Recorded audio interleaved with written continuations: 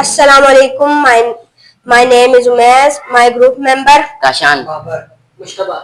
I belong to Innovative Baking School, Sheshagarachi. I am a student of class 7. Today I am very happy to present a science model in this science exhibition.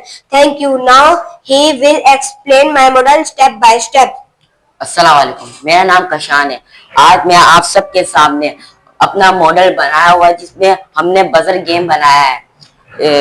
Buzzer wire game एक electric game है जो simple electric circuit पर काम किया जा सकता है। इसलिए इस गेम का मकसद वायर के साथ रिंग को बिना टच किए आगे ले जाना होता है। अब मैं आपको बताऊंगा कि इसमें क्या क्या चीजें इस्तेमाल की गई है और हमने इसे किस तरह से बनाया है।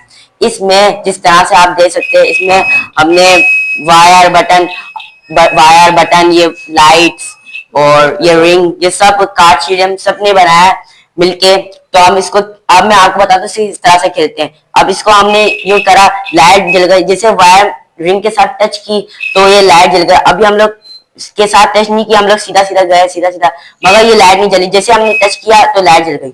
शुक्रिया।